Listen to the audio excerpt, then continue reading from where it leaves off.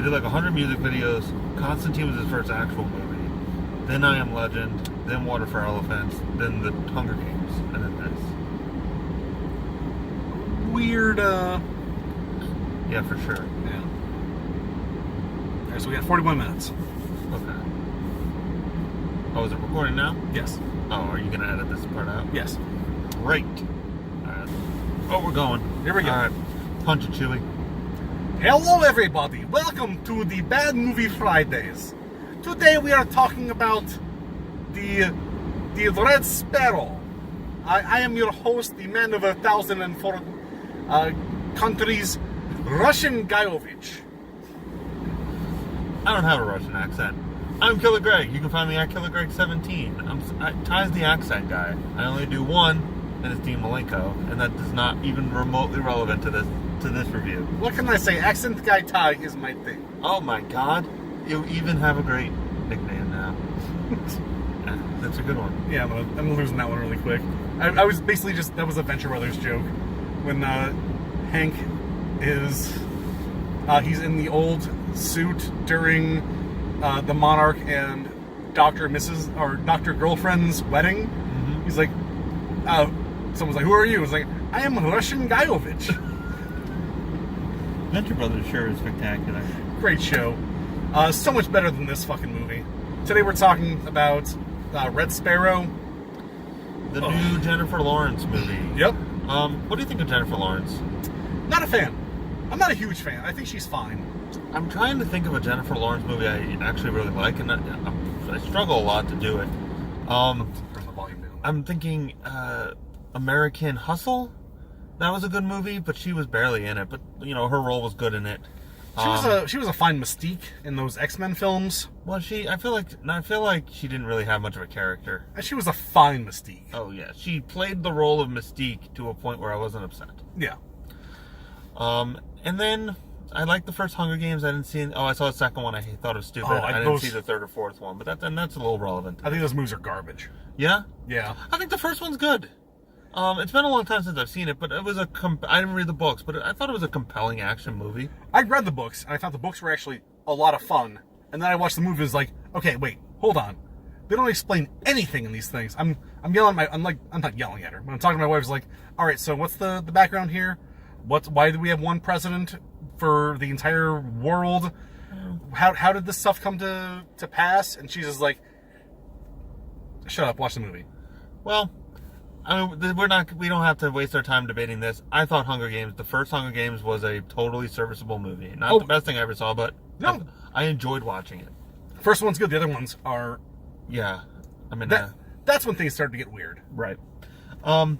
So this was directed by... what did I say his name was? James Lawrence? Something also Lawrence. Not related to Jennifer Lawrence, as best I can tell. Who directed the Hunger Games movies, which we just talked about. He directed the second, third, and fourth one. All the bad ones. All the bad ones. Most of the bad ones. He also directed Water for Elephants, which I found to be a boring and stupid movie. My quick question, which one is that? That is the Robert Pattinson. Oh, stop. Okay. I know what you're talking about. Based on a book. And then he did Constantine, which was his first movie, his first full-length movie. And I like Constantine. Yeah, so, this director obviously is not incompetent. I'm a big fan of Constantine. Yeah. I know it's pretty panned. One of the podcasts I listened to hit it pretty hard, which I thought was... Yeah, We Hate Movies, calling you guys out. I think Constantine is a fine movie. But they're always pedantic about stuff like that. For sure. I always feel like they're hypercritical of everything. Like, not everything is just so awful, but that's not relevant. They are, and I mean, it's not a fantastic movie, but it's serviceable. Yeah. And as long as you take into consideration that there's a bunch of stuff happening behind the scenes, then I think it's a good movie. Yeah. So we're not going to get into the nitty-gritty of this one. Our reviews tend to run very, very long, so we're gonna make some blanket statements and then call it a day. Mainly because nothing happens in this movie. Yeah. So, or lots of things happen, but they have no consequence. This movie's very boring. It's so boring. It is a movie essentially about the Russian government using women and men. They imply men, but they don't really show much about it. So primarily women, using them as sex objects for espionage. It's a movie about like spies and violence and sex and intrigue, but you don't get any of that. Think about like Winter Soldier, which a lot of people kind of think of as kind of a spy thriller with superheroes. Yeah, it's like a James Bond, but with Marvel characters. Or more recently, Atomic Blonde. This is basically Atomic Blonde, just infinitely better. Or Atomic Blonde is infinitely better. Oh yeah, and Atomic Blonde wasn't even that great of a movie. It was just infinitely better than this one. What did I lean over to? I said this is just. Did I say this is just Yeah, Atomic Blonde? But you take out all the fun and intrigue and action. Yeah. So it treats all of these things, which I mean, you can't beat around the bush. Sex is titillating, like in a literal sense. Like yeah. It is an excitement and emotion and all this stuff. And I get that her character is supposed to take the emotion out of sex, but she's also supposed to be playing a seductress. But she doesn't do any of that. She just stone faces the whole thing. Well, here's where I think we're going to get into maybe a discussion. The movie may be about spies, but I think at the core of the movie, the hidden story of the movie was actually about Jennifer Lawrence's character regaining her sexuality. The beginning of the movie is her, like, you get the idiot spy, like American spy who's doing spy shit. Doesn't matter. She's a ballet dancer who a man steps on her leg, breaks it, ruining her career. She goes in and then later bludgeons that guy and his new co-star with a cane. Goes to work for her uncle to do some spy stuff. Ends up getting R'd, and then the dude who's R'ing her just gets choked out and killed in front of her. And then the entire rest of the movie is her denying people sex instead of being a seductress. It's a really weird thing. I don't know if she's regaining her sexuality. I think in a more broad sense, she's regaining her power. Okay, that's actually the better way to say it, yes. Like, at the beginning, she is kind of famous, so she has some clout or whatever, but she's still, her mother's sick, she's beholden to her mother, like, she's a famous ballerina, but she still spends all of her time taking care of her sick mother, so she's not in control of her own life. And then it spirals downhill. She gets hurt, she gets R'd, she gets forcibly contracted into the Sparrow program. Her options are to be a Sparrow or die. And at that point, she's completely helpless. Like, she has zero power in this world. She has no money, no options. It's death or nothing. And then she is trained, quote unquote. The training montage is terrible. It's awful. She's trained to use her sex as power, but that's fake power. She's still using that power for another entity, not for herself. And even showing that when they're trying to teach her that, she never uses it for that. Every single time, like when they tell her, take off your clothes so the rest of the class can see your boobies, she doesn't. Right. When they bring in a dude who tried to R her in the shower. Yeah. And she's like, and they're like, give him what he wants. And the dude's like, turn around so I can do you my way. She just strips in the unsexiest way. Especially, like, this is for the audience. Right. This is her saying, no, I'm not going to make this sexy for you. Right. It's like, oh, you want to see my boobs? Here they are. Here they are. Hope you like them. You can do me. If you don't, whatever. Do me like this. Do me how I want. It is kind of metatextual in its own way. Yeah. Which is pretty interesting. It's like this entire movie is in contrast to The Fappening. Yeah. or in response absolutely. in its own way. So yeah, and then when keep in mind the way we're describing this is significantly more interesting than the movie does, though. Oh yeah, we're talking. This happened over 55 minutes, and we're going over it in what 10 yes. at this point, without introductions. I think the biggest flaw in this movie, at its core, as far as the plot or storytelling goes, is that she goes off and trains to be a Sparrow, which is, a sex spy. But literally all they show us is her picking locks, running, and being told to take her clothes off. There's no, like, combat training. There's no, like, wiretapping, or there's no, like, espionage training. Well, that's what the joke I made in the theater. I said, this is the Kingsman without anything. Yes. Oh, that's right. That is the joke you made. Yeah. Because the Kingsman, this is basically the same thing. You pick someone off the street, you pick them to be a spy. This just happened to be your, I guess, sexy niece. Weird. Yeah, there's this weird. It's not an Oedipus complex, but it's close to it, like, or the reverse Oedipus complex. Her uncle really wants to have sex with her. Yeah. So this is like his sort of way of, like, having sex with her. It's like a mental rape of what, in a way. It's, like, again, him. He's forcing her to be sexy with other people.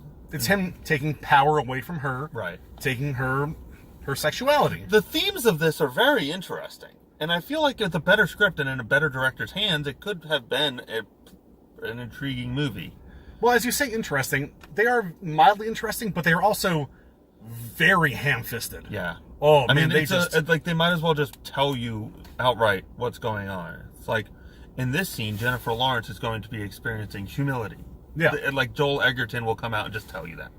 Okay.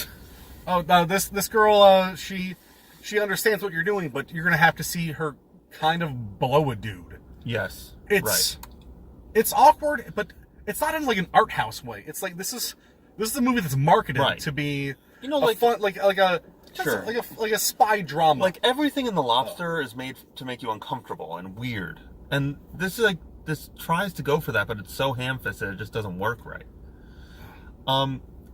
So, and the other important thing is that each one of these scenes, which, let's pretend a scene should be a minute, it's going to be 2.5 minutes. And not for any effect. It's just going to have long shots of people staring at each other and stuff.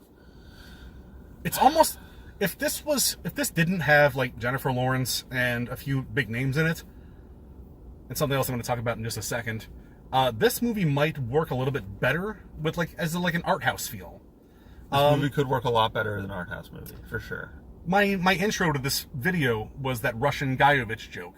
They do everything takes place in, like, the heart of Russia, but everybody talks in this awful, like, Russian, like, just terrible accent. Yeah, in American. I mean, it's just a bunch of people doing in Russian accent, and it's just, you can't. That's just not. It's not very effective. If you cut this down, Jennifer Lawrence is not a good enough actress to do a Russian accent for an entire movie. If you cut this down to, like, even 2 out, cut 25 minutes out, like an hour 45, with some, like, nice, like, good Russian actresses and actors, put some subtitles in there, this could work. Yeah, for sure. But this is not that movie. Mm-hmm. This is a bland Russian Showgirls, where it's like, there are very weird Showgirl parallels here. Yeah. Like, Ty nailed that on the head. Which, by the way, Showgirls is a movie I actually kind of like, almost in a genuine way. Like, it's grandiose and ridiculous and stupid, but there's something about Showgirls that I actually genuinely appreciate. It's you know what? Showgirls shows you its heart. It knows it's going to be bad in a way. Yeah. But it embraces that. It's a movie, like, the subject matter is schlock. Yeah. So when you make a movie about it, it is also going to be schlock. No, that's good. But this is just, we are trying so hard to be, this should be a part of Fuck You, It's January. Yeah. It's so bad, and they're trying so hard to do nothing. Yeah. The little bit of praise I will heap on it, there's some interesting shots. Like, the movie, from time to time, the movie will look really good. But there's also this problem where, like, you know, I felt like we're getting an American version of Russia. I don't know if Russia is a gray dystopian shithole, but it's certainly, every time I see it in a movie, it feels like it. Like, Russia has to see the sun once in a while. I mean, beyond even just shots, they take time to be like, the Cold War never ended. The Cold War continues, but it's all about us being strong and the Americans talking about the Kardashians. So we are winning. So you need to go blow a dude. Not inaccurate. Yeah, I mean, that may sound crude. Yeah, but that's the theme of the movie. So, let's wrap up some final thoughts. Do you have any more major points to talk about before we, just overarching things? Well, I mean, like major plot points. Back to what let's not talk about major plot points. Okay, well, quick thing, like what I was talking about sexuality, when she finally has sex in the movie, it's with the American guy who she wants to have sex with, which is her, I think, regaining her sex and power. Yeah. And then she kind of twists everything around at the end. It's almost interesting if it didn't take an hour and 20 at that point. Agreed. I think there's some overarching symbolism here that's just everything else is so heavy-handed, you're missing that. That's the key point. Yeah. There's also like the actual plot is that they're trying to find a mole. But they don't really say like what the mole is doing, or is he causing trouble, or why he's so important. They don't say anything. They just say it's just this big MacGuffin. It's like everyone's looking for the mole. Oh, okay.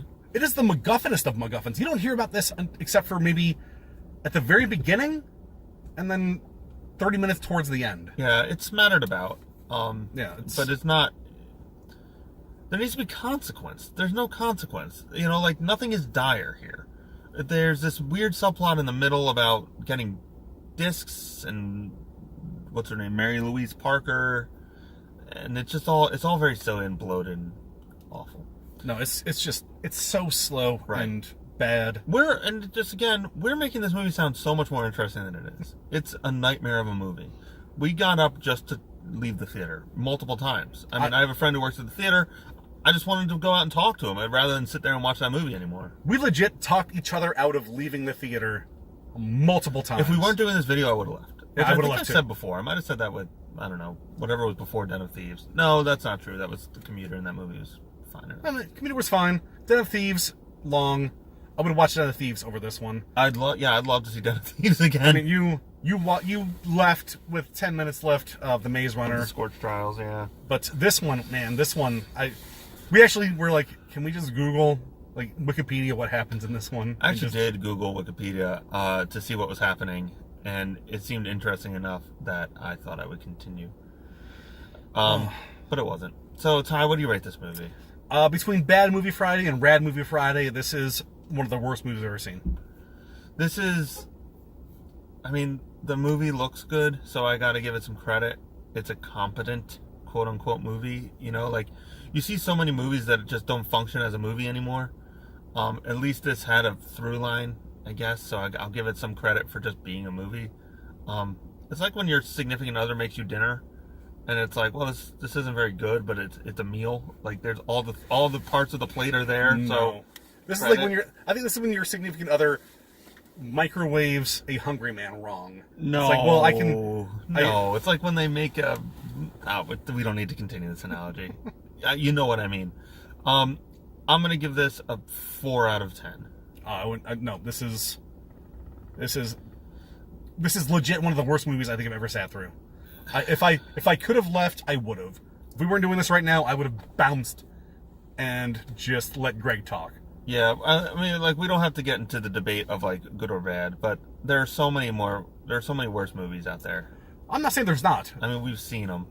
Like Bad Moms 2 was, but that's the thing. Bad Moms 2 was more fun than this movie. Yep. This was a better movie. Like, it's a better film. Right. Like, as a structured entity, this was better than Bad Moms 2. But I'm never sitting through this again. Right. I'm not sitting through this again. And like, if you were like, Greg, you want to watch Red Sparrow or Bad Moms 2, I would always choose Bad Moms 2, because despite the fact that it is a worse movie, it is certainly more enjoyable to watch. So, all right. Anything else? Oh, I just want to go home and play some Fortnite. Yeah, I want to eat some dinner. For Idiots with Mics and Bad Movie Friday, I've been the man of 1,004 movies, Tyrell Gajovich. I'm Killer Greg. You can find me at KillerGreg17 on Twitter. Don't forget to check us out all the time on Idiots with Mics, WCWTF podcast, Facebook or YouTube page. And Greg's been doing some amazing videos there, so check those out. Doing more. I've seen some good movies to contrast to bad movies, and it makes me feel good in my soul. So enjoy those. Yeah. Oh, you enjoy those. You enjoy those videos. Yeah. All right. All right. So we will see you guys next time with, I think we're doing The Hurricane Heist, I think, is our next. Hurricane Heist. Hurricane yeah. Heist should be our next one.